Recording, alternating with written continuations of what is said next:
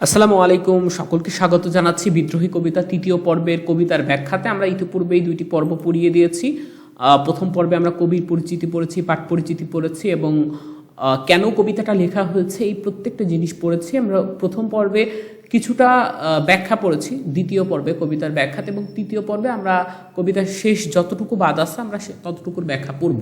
ঠিক আছে, ওকে, ব্যাখ্যা পড়ি। আমি উন্মন উদাসীর, আমি বিধাতার বুকে, আমি বিধবার বুকে, এখানে বিধবার বুকে ক্রন্দন শ্বাস, হাহতাশ আমি হতাশে। তার মানে কি, এখানে ক্রন্দন শ্বাস বলতে আসলে বোঝানো হয়েছে কান্নার আওয়াজ দিয়ে যেই শ্বাস সেটিকে, এবং হতাশির বলতে বোঝায় হতাশায় জীবন কাটিয়ে থাকা। ঠিক আছে, এই দুইটা লাইনের এক্সপ্লেনেশন হচ্ছে, কবি মানবিক বলে উদাসীর উদাসীনতার কষ্টটা বুঝেন। তিনি বিধবার বুকের ক্রন্দন শ্বাসকে, ক্রন্দন এবং হতাশার বিষয়টি অনুভব করেন। হতাশার বিষয়টি কি করেন বলতো? অনুভব করেন। এই দুই লাইনের ব্যাখ্যা এতটুকুই। ঠিক আছে, পরের লাইনে যাই। আমি বঞ্চিত ব্যথা পথবাসী, চির গৃহহারা যত প্রতীকের, আমি অবমানিতের মরণ বেদনা, বিষজ্বালা প্রিয় লাঞ্ছিত বুক গতি ফের। এখানে লাঞ্ছিত মানে হচ্ছে যারা অপমানিত হয়েছে। ঠিক আছে, বঞ্চিত ব্যথা, লাঞ্ছিত মানে কি? যারা অপমানিত হয়েছে,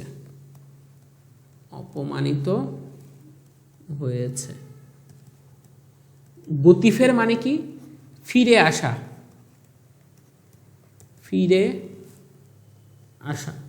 ঠিক আছে, ওকে। তার মানে এতটুকুর ব্যাখ্যা আমাকে কি বলছে, যে তিনি গৃহহারা প্রতীকের বঞ্চিত ব্যথা, মর্যাদা হারানো, মনের বিষের জ্বালা ব্যথা, অপমানিতের বুকের কষ্ট অনুধাবন তিনি করতে পারেন। তাই তিনি অপমানিতের বুকে জাগরণের গতি ফেরাতে চান। ঠিক আছে, তার মানে এখানে কবির ব্যাখ্যাটা কি? ব্যাখ্যা হচ্ছে, এক, তিনি গৃহহারা প্রতীকের কি কি বুঝতে পারেন দেখো তো। গৃহহারা প্রতীকের মরম মানে হচ্ছে মন। ঠিক আছে, মনের বেদনা, প্রতীকের কষ্ট। এই কষ্টগুলো কি কি এখানে তুমি দেখতে পাচ্ছ, বিষ জ্বালা, লাঞ্ছিত। ঠিক আছে, তিনি গৃহহারা প্রতীকের কষ্ট বুঝেন। এবং 2 নাম্বার তিনি কি করতে চান, এই যে মানুষগুলো যারা কষ্ট পাচ্ছে, এই কষ্ট পাওয়া মানুষদের কি করতে চান, গতিফের, মানে এদের বুকে আবার কি নতুন কিছু আনার একটা আশ্বাস আপনি দেখাচ্ছেন। তার মানে কষ্ট যারা করেছে,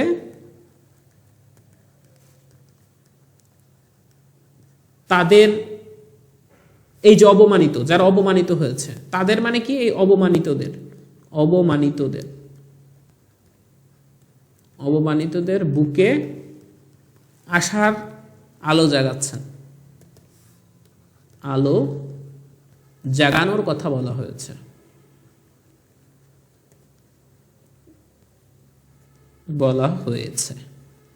খুব সুন্দর। এবার আমরা দ্বিতীয় পয়েন্টে যাই। বলছে, আমি উত্তর বায়ু মলয় অনিল উদাস পুরবী হাওয়া, আমি পথিক কবির গভীর রাগিনী বেনুবিনে গান গাওয়া, আমি আকুল নিধাক তিয়াসা, আমি রুদ্র রবি, আমি মরুনির ঝড় ঝরঝর, আমি শ্যামলিমা ছায়াছবি। কি সুন্দর। এইখানে মূলত তিনি একটু রসিকভাবে বলতে বোঝায় যে তিনি একটু প্রেম, তিনি একটু ভালোবাসা, ঠিক আছে, তিনি একটু অনুরাগ, মানে এই সুরে তিনি হচ্ছে বিদ্রোহটা করতে চেয়েছেন। আচ্ছা, এটাই আমরা বিদ্রোহ কোথায় পেলাম দেখো। এইটাতে আমরা বিদ্রোহ কোথায় পেলাম, আর এটাতে বিদ্রোহ কোথায় পেলাম দেখো। আমরা এখানে উদাসী, মানে এই যে সকল মানুষরা আসলে কষ্ট পেয়েছে, কষ্ট পাওয়া মানুষদের পাশে তিনি দাঁড়িয়েছেন। এইখানেও ঠিক সেই কথাবার্তাই আমরা পড়ছি, এবং অ্যাট লাস্টলি এইখানে আমরা পড়বো একটা সুন্দর বিদ্রোহ। এই বিদ্রোহটা কি নিয়ে হবে? এই বিদ্রোহ হবে অনুরাগ এবং নরম সুরে। এখানে হচ্ছে আমাদের বিদ্রোহটা হবে কিভাবে হচ্ছে দেখো। উত্তর বায়ু মলয় অনিল, এখানে মলয় অনিল বলতে কি বলছে জানো? মলয় হচ্ছে একটা মলয় পর্বতের বায়ু। কি বললাম? এটা একটা পর্বতের নাম, মলয় পর্বতের বায়ু। ঠিক আছে, অনিল মানে তো বাতাস। ঠিক আছে, উদাস পুরবী হাওয়া, আমি পথিক কবির গভীর রাগিনী বেনুবিনে গান গাওয়া। এখানে বেনুবিনে মানে কি তোমার হচ্ছে, রাগিনী মানে হচ্ছে গানের সুর, রাগিনী মানে কি গানের সুর, বেনুবিনে মানে কি বাঁশি এবং সেতার, বাঁশি ও সেতার। নিদাক তিয়াসা, এটার মিনিং হচ্ছে গ্রীষ্মের তৃষ্ণা, গ্রীষ্মের তৃষ্ণা, ঠিক আছে। এবং শ্যামলিমা শব্দের অর্থ হচ্ছে সবুজময়, সবুজময়। রৌদ্র, রুদ্র, রুদ্র মানে তো বুঝছই রবি, ঠিক আছে। সো মরুনিঝড় ঝরঝর মানেটা কি জানো? সেটা হচ্ছে, এটা বলতে কি বোঝায়, এটার একটু মিনিংটা আমরা লিখি। মরুনিঝড় ঝরঝর, এটার একটু ব্যাখ্যা লিখি। মরুনিঝড় ঝরঝর, মরুনিঝড় হচ্ছে মরুভূমির ঝর্ণা, মরুভূমির ঝর্ণা। ক্লান্ত পথিকের বহু আকাঙ্ক্ষিত একটি বিষয় এই মরুনিঝড়, যদিও তার দেখা মেলা ভার। কি বললাম? ক্লান্ত পথিকের মানে মরুনিঝড়, বুঝতে পারতেছো যে মরুভূমিতে যখন একটা মানুষ হাঁটছে, সো ওই মুহূর্তে আসলে একটা ঝর্ণা পাওয়া মানে অনেক কিছু, তারা পানি খেতে পারবে, তাদের জীবনটা বাঁচাইতে পারবে। তার মানে যদিও এই জিনিসটা আসলে আমরা দেখতে পাই না, ঠিক আছে, এখানে লিখে নাও এতটুকু, মরুভূমির ঝর্ণা, ক্লান্ত পথিকের বহু আকাঙ্ক্ষিত একটি বিষয়, আকাঙ্ক্ষিত একটি বিষয়, এটা হচ্ছে মরুনিঝড়, ঠিক আছে। আচ্ছা, তার মানে আমরা পুরো জিনিসটা পড়ি, পুরো জিনিসটার এক্সপ্লেনেশন আমাকে কি বুঝায়? পুরো জিনিসটা এক্সপ্লেনেশন বুঝায়, কবি উত্তর, দক্ষিণ এবং পূর্বের প্রত্যেকটা বায়ুর সাথে মিশে গভীর অনুরাগের সুরে তিনি বাঁশি এবং সেতারের বিদ্রোহে গান গেয়ে যান। এক, দুই, তিনি হচ্ছে গ্রীষ্মের আকুল তৃষ্ণা জাগানো সূর্যের তপ্ত রোদ এবং অন্যদিকে মরুর বুকে শীতল করা ঝর্ণাধারা এবং সবুজ শ্যামল ছবি দিয়ে তিনি হচ্ছে বিদ্রোহটা করতে চান। অর্থাৎ কবি কোথাও ভালোবেসে, কোথাও অধ্যত্বের মাধ্যমে বিদ্রোহ প্রকাশ করেছেন, ঠিক আছে। তার মানে এক্সপ্লেনেশন নাম্বার ওয়ানটা কি? এক্সপ্লেনেশন নাম্বার ওয়ান হচ্ছে বায়ুর সাথে মিশে যান। কয়েকটা বায়ুর নাম আছে, এই জন্য আমি সম্পূর্ণ লিখলাম না, এখানে লিখে যাও। বায়ুর সাথে মিশে যান, তিনি হচ্ছে সেতার ও বাঁশির সুরে, বাঁশির সুরে গভীর অনুরাগে কি করে? গভীর অনুরাগে বিদ্রোহ করেন। মানে বিদ্রোহের রাগিনী মানে কি? গান করেন, বিদ্রোহের গান করেন। দ্বিতীয় পয়েন্ট কি? দ্বিতীয় পয়েন্ট হচ্ছে, আমি আকুল নিধাক তিয়াস আমি রৌদ্র রুদ্র রবি। তার মানেটা কি? তিনি হচ্ছে গ্রীষ্মের আকুল তৃষ্ণা জাগানো সূর্যের তপ্ত রোদ। তার মানে একটা, তিনি কি গ্রীষ্মের তপ্ত রোদ। তপ্ত রোদ কি? এই জিনিসটা কি ভালো না খারাপ? অবশ্যই খারাপ। কারণ কি? তোমার মুখ টুক কালো হয়ে যাবে, তাই না? তুমি যতই ফেরান লাভলি মাখা যায় মাখো, এই জিনিসগুলো তোমাকে কি করে দেবে? কালো করে দেবে। তার মানে এটা কি? এটা নিশ্চয়ই একটা খারাপ প্রতীক। এবং আর একটা কথা কি বলছেন? মরুনিঝড়। মরুনিঝড় কিসের প্রতীক? শান্তির প্রতীক, ঠিক আছে। তো এই দুইটা লাইনের একদম গভীর ব্যাখ্যা হচ্ছে, দুইটা লাইন মিলে ব্যাখ্যা হচ্ছে এইটা, যে ভালোবাসা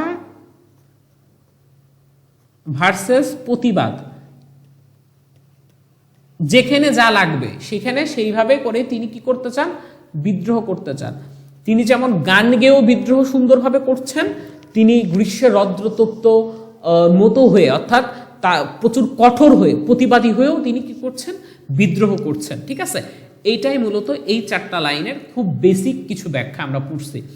আমি অরফিয়াসের বাঁশুরি, মহাসিন্ধু উতলা ঘুম ঘুম, ঘুম চুমু দিয়ে করি নিখিল বিশ্বে নির্ঝুম, মম বাসের তানে পাশুরি, আমি শ্যামের হাতের বাঁশুরি, আমি রুশে উঠি যাবে ছুটি মহাকাশ ছাপিয়া, ভয়ে সপ্ত নর কাহাবিয়া, দোজক নিভে নিবে যাই কাঁপিয়া, আমি বিদ্রোহবাহী নিখিল অখিল ব্যাপিয়া।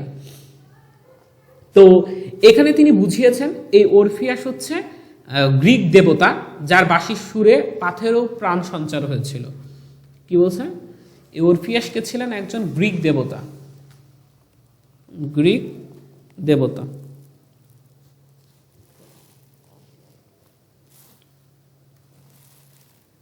তিনি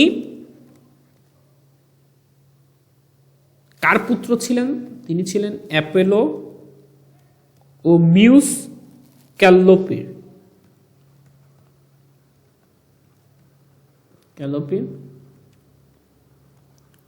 পুত্র, ঠিক আছে। এই দুটো মানুষের পুত্র ছিলেন আমাদের অরফিয়াস। তো এই মানুষটা যখন মানে করছেন, মানে যখন বাঁশি বাজাতেন, মানে সবকিছু পাগল হয়ে যেত। ইভেন ইফ কেসে তার হচ্ছে যে স্ত্রী, ঠিক আছে, যে তার স্ত্রীকে কিন্তু ইরিডিস, তার স্ত্রীর নাম ছিল ইরিডিস, তো ইরিডিসকে এরকম সুরের জাল দিয়ে তিনি হচ্ছে উদ্ধার করার চেষ্টা করেছিলেন, কিন্তু পরে আসলে তিনি করেন নাই, মানে পারেন নাই, ঠিক আছে, মানে ইদ্রিসকে আর কি পরবর্তীতে তিনি মানে উদ্ধার করার চেষ্টা করা সত্ত্বেও তিনি আসলে ইদ্রিসকে করতে পারে নাই, মানে লাস্ট পর্যন্ত টিকায় রাখতে পারে নাই, ঠিক আছে। তার মানে এর স্ত্রী ইদ্রিস, ইরিডিস বা ইউরিডিস যাই বলো, ইউরিডিসে আমরা বলি, তার স্ত্রীর নাম কি ইউরিডিস। এই ইউরিডিসকে কি করেন, তিনি পাগল করার চেষ্টা করেন, কিন্তু এক টাইমে বিপদে পড়লেও কি করেন, উদ্ধার করতে পারেননি, উদ্ধার করতে পারেননি। আচ্ছা, মহাসিন্ধু উতলা ঘুম ঘুম, এখানে যে মিনিংগুলো আছে সেটা হচ্ছে তান শব্দের অর্থ হচ্ছে সুর, ঠিক আছে, তানে পাশরি, তান শব্দের অর্থ সুর। শ্যাম শব্দের মানে কি আমরা খুব সুন্দরভাবে জানি, কৃষ্ণকে বোঝানো হয়েছে, ঠিক আছে। আচ্ছা, এটার ব্যাখ্যাটা কি বলছে, কবি কাজী নজরুল ইসলাম অরফিয়াসের মতো শৃঙ্খলিত মানুষের বুকে ভালোবাসার সুর জাগিয়ে তিনি প্রচুর স্নেহ দিয়ে প্রকৃতির মতো আপনার ভালোবেসে কৃষ্ণের বাঁশির সুরের মতো মোহ বিস্তার করে নিখিল বিশ্বকে শান্ত স্নিগ্ধতায় ভরে দিতে চান। তার মানে এতটুকু পয়েন্টের ভিতরে কি আছে, তিনি কি করতে চান, শান্ত পৃথিবী, শান্ত ও নিস্তব্ধ ঝামেলামুক্ত পৃথিবীকে গড়তে চান, পৃথিবীকে গড়তে চান, ঠিক আছে, এতটুকু। দ্বিতীয়ত কি চান, এই কিভাবে গড়তে চান, তিনি কি ভালোবাসা থাকবে এর ভিতরে, সুর থাকবে, ঠিক আছে, সো এইভাবে তিনি গড়তে চান। তো এই 4 লাইনের শ্যামের হাতের বাঁশরি পর্যন্ত। তারপরে রুশে উঠি থেকে তিনি কি বলছেন, অন্যদিকে তিনি বিদ্রোহের রক্তচক্ষু দিয়ে মহাকাশে অতিক্রম করে যান, তাহলে হাবিয়া নামক ভয়ঙ্কর দোজকের আগুনও নিভে যাবে, অর্থাৎ বিশ্বব্যাপী অন্যায়ের আগুন নিভে যাবে, ঠিক আছে। তিনি কি করেন, বিদ্রোহের রক্তচক্ষু দিয়ে কি করেন, যদি মহাকাশ ছাপিয়ে যদি চলে যান, সেই ভয়ে নরকের হাবিয়া দোজকে নিভে নিভে যাবে, ঠিক আছে, এই জিনিসটা বুঝিয়েছেন। তার মানে কত এক্সট্রিম লেভেলের একটা বিদ্রোহ তিনি করছেন, এক্সট্রিম লেভেলের বিদ্রোহ, যে দোজকের আগুনও তার ইয়েতে নিভে যাবে, আগুন নিভে যাবে। তার মানে কি, প্রথমত তিনি যে কাজটা করলেন, তিনি প্রথমত একটা শান্তিময় পৃথিবী কামনা করলেন। শান্তিময় পৃথিবী করার জন্য তাকে যদি বিদ্রোহী সত্তা অবলম্বন করতেই হয়, তার বিদ্রোহটা হবে অনেক বেশি এক্সট্রিম পর্যায়ে, ঠিক আছে। সো এইটাই এখানে বোঝানো হয়েছে, যে তার বিদ্রোহ কিভাবে এক্সট্রিম পর্যায়ে যাচ্ছে। আমরা যখনই কোনো না কোনো লাইন পড়বো, আমরা অবশ্যই প্রত্যেকটার সাথে আমরা বিদ্রোহ জিনিসটা কোথায় কোথায় ইনক্লুডেড, মানে আমরা এই জিনিসটা একটু লিঙ্ক আপ করে পড়ার চেষ্টা করবো, তাহলে আমাদের ইনশাল্লাহ সমস্যা হবে না। বলছে, আমি পরশুরামের কঠোর কুঠার নিক্ষত্রিয় করিব বিশ্ব, আনিব শান্তি শান্ত উদার। এই পরশুরাম কিন্তু নিজের মাতাকে হত্যা করছিল পিতার আদেশে, ঠিক আছে, এবং পরবর্তীতে সে কিন্তু মানে মোটামুটি অনেক বেশি সাধনা করার পরে পরবর্তীতে তার মাকে ঠিক করতে সে পারে, ঠিক আছে। সো পরশুরাম এর কঠোর কুঠার, মানে পরশুরামের এটা হচ্ছে মানে মারার জন্য আর কি, এটা খুব ইয়া ছিল আর কি, মানে কি বলবো, এটার একটা হাতিয়ার আর কি, ঠিক আছে। নিক্ষত্রিয় করিব বিশ্ব, আনিব শান্তি শান্ত উদার। তো এই লাইনটা দ্বারা আসলে কি বোঝায়, এই লাইনটা হচ্ছে আর একটা জিনিস বলি, যে পরশুরামের যে পিতা ছিলেন, ঠিক আছে, তো পিতার হত্যার প্রতিশোধের জন্য তিনি কি করছিলেন জানো, এই যে ক্ষত্রিয় বংশ যারা আছে, কি আছে, ক্ষত্রিয় বংশ আছে, এই ক্ষত্রিয় বংশকে তিনি 21 বার নিধন করেছিল। কিভাবে, যে মনে করো যে জেনারেশন, বুঝো, এই জেনারেশন, মনে করো এক জেনারেশন, কোন জেনারেশন ক্ষত্রিয় বংশ থেকে জন্মগ্রহণ করতো তাকে মারি দিত, এটা হলো ওর কাহিনী ছিল। এই পরশুরাম মনে করো কুঠার দিয়ে 21 বার পর্যন্ত সে নিধন করে গেছে, মানে কোনো ইয়ে করতে দেন, তার বাবাকে হচ্ছে মেরে দিছিল, ঠিক আছে, পরশুরামের বাবাকে। তো এটাই আর কি এখানে বোঝানো হয়েছে। আচ্ছা, তো এই লাইনের ব্যাখ্যাটা কি বলছে, যে আনিব শান্তি শান্ত উদার, যে পরশুরামের যেই কঠোর যে কুঠার রয়েছে, পরশুরাম যেমন পিতার হত্যার প্রতিশোধ নেবার জন্য 21 বার পৃথিবীকে নিক্ষত্রিয় করেছিলেন, কবিও পৃথিবীকে তেমনভাবে শত্রুমুক্ত করতে চান, ঠিক আছে। তার মানে এই পয়েন্টের ব্যাখ্যা হচ্ছে শত্রুমুক্ত করতে চান পরশুরামের মতো, পরশুরামের মতো, ঠিক আছে, পরশুরামের মতো। ওকে, তারপরে আমরা চাই, তারপর বলছে আমি হল বলরাম স্কন্ধে আমি উপাড়ি ফেলিব অধীন বিশ্ব অবহেলেন অবসৃষ্টির মহা আনন্দে। এখানে বোঝানো হয়েছে খুব সহজই কথা যে তিনি বলরামের কাঁধে লাঙল হয়ে পরাধীন বিশ্ব থেকে অন্যায়ের আগাছা পরিষ্কার করে ন্যায় চাষ করতে চান সৃষ্টির মহানন্দে। তাহলে নবসৃষ্টির মহানন্দে তিনি কি করতে চান? তিনি আগাছা মুক্ত করতে চান। আগাছা বা কি করতে চান? শত্রু মুক্ত করতে চান। কার মতো? এই যে লাঙল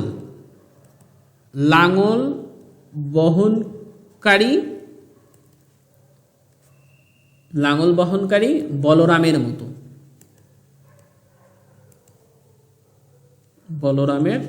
মতো।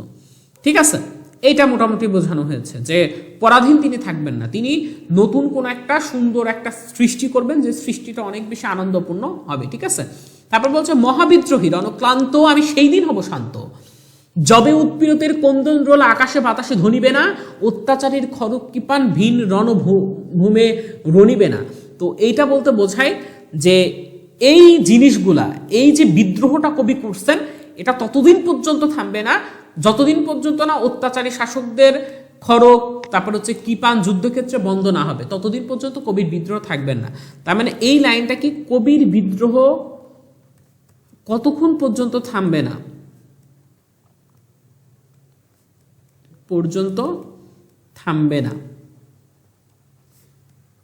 তার ব্যাখ্যা কতক্ষণ পর্যন্ত থামবে না? যতক্ষণ না এই যে অত্যাচারী খড়গ কৃপান, তারপর হচ্ছে এদের হচ্ছে ক্রন্দন, মানে হচ্ছে ক্রন্দন থামবে না। আর কি থামবে না? ক্রন্দন কাদের থামবে না বলতো?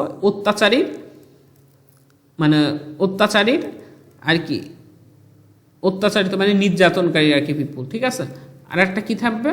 এই যে যারা আপনার অত্যাচারিত মানুষ। ঠিক আছে, কি থাকবে? এই যে এটা কি, ক্রন্দন থামবে না কোন মানুষদের? অত্যাচারিত মানুষদের এবং অত্যাচারীদের খড়গ। তার মানে খুব সহজ কথা যে কবির বিদ্রোহ, এই খারাপ কাজগুলো যতদিন পর্যন্ত চলতে থাকবে ততদিন পর্যন্ত চলতে থাকবে। তারপর বলছে বিদ্রোহী রণক্লান্ত আমি সেই দিন হবে সন্ত, আমি চির বিদ্রোহী বীর বিশ্ব ছাড়ে উঠেছি একা চির উন্নত মমশীল। এখানে তিনি বলছেন সবার শেষ লাইন এটা, যে কবি নিজেকে সব বিদ্রোহের সেরা বিদ্রোহী হিসেবে এখানে তিনি নিজেকে প্রকাশ করে চিরকালের জন্য অন্যায়ের বিরুদ্ধে মাথা তিনি হচ্ছে উঁচু করে রাখবেন, তিনি এই প্রত্যয় ব্যক্ত করেছেন। সবশেষে কবি কি বলছেন বলতো? যে সব বিদ্রোহীর সেরা বিদ্রোহী তিনি, সব বিদ্রোহীর সেরা বিদ্রোহী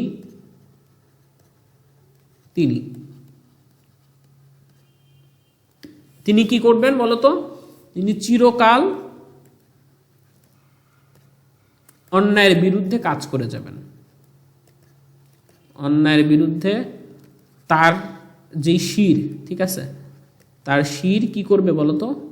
তার শির সব সময় আপ করে রাখবে। তো এটাই মূলত আমাদের ছিল বিদ্রোহী কবিতার মূলত ব্যাখ্যা। বিদ্রোহী কবিতার ব্যাখ্যাতে আমরা খুব সুন্দরভাবে জিনিসগুলো পড়লাম, যে কিভাবে কবির বিদ্রোহটা হচ্ছে প্রত্যেকটা লাইনের সাথে, কিভাবে সুন্দরভাবে আমরা এই যে এখান থেকে প্রত্যেকটার ব্যাখ্যা, কিভাবে তিনি শত্রুমুক্ত করতে চান, মানে প্রত্যেকটা লাইনের সাথে তুমি দেখবা যে একটাই কথা, যে